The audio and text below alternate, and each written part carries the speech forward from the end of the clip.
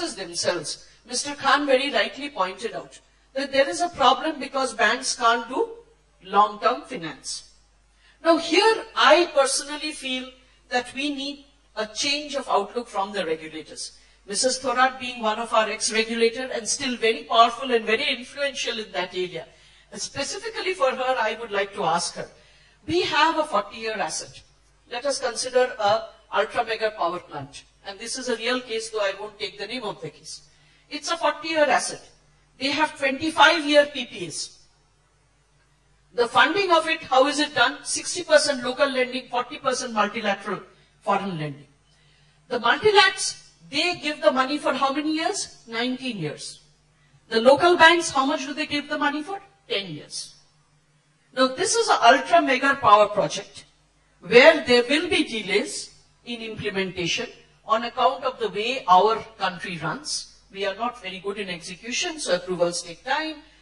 Execution itself takes time. Things don't arrive in as per schedule, so time overruns are there. Now, if you look at it, these projects, they are having to beginning to repay their Indian bank loans even before the power project is fully up. Why? Because Indian banks can only give loans up to 10 years or maximum 12 years. Why is that? The reason is because of what is called an asset liability mismatch.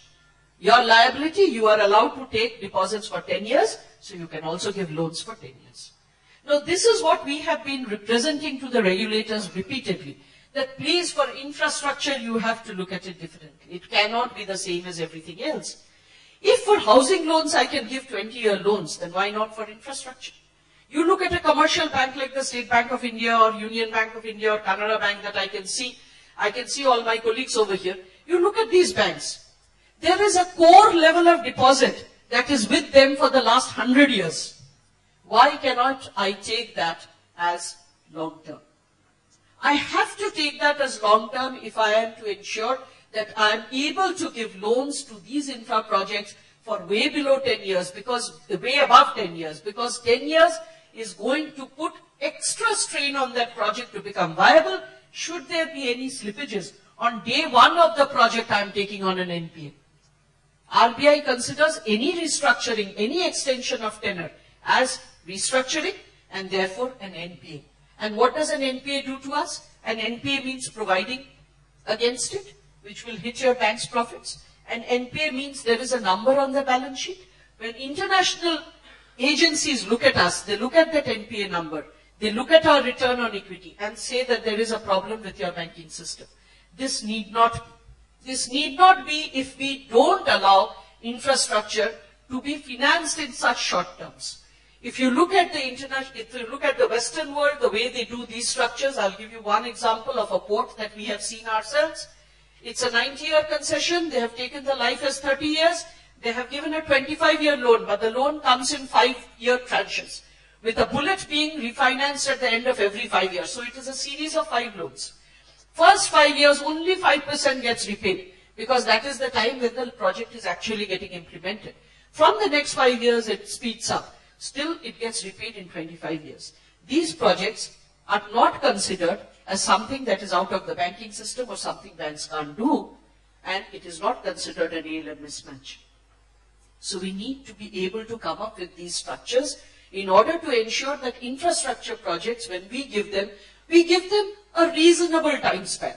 I am not saying that we must do exactly what the West does, but definitely we need to understand that if for the same project, the multilaterals consider a 19-year span to be correct, it also cannot be correct that the Indian banks have to do 10 years. There has to be a way out of this logjam, and India needs infrastructure. India is dependent on the banking system. Even if we try to develop other institutions, it will take time. In respect of the bond market, I think Mr. Shivshailam has talked to you about it.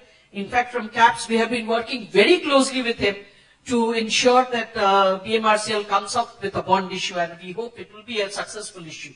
We can do it, we know for sure, so we will do it. But it will take time. The bond market also has certain basic weaknesses because of which it is not coming up.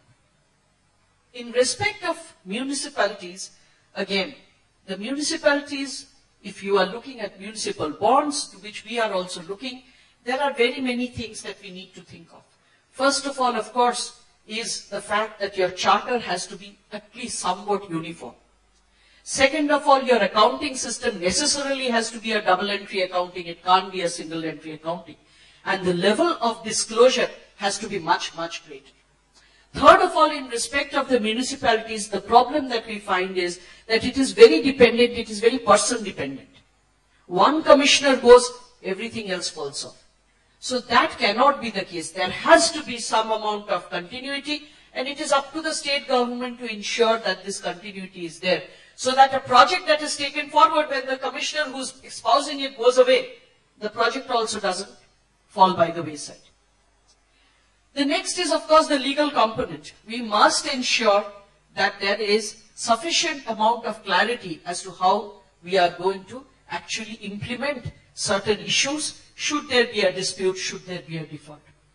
And last but not least, I think it is also up to the regulators and up to the government to ensure that when we are asking the investor body, especially our local provident fund, pension funds, LICs, there has to be a slot for municipal bonds. At this point of time, you must be knowing that the government, they have given a pattern in which the provident funds and the pension funds are required to deploy their resources. And the pattern specifically mentions central government bonds. Pattern specifically mentions state government bonds. There is no space for muni bonds there.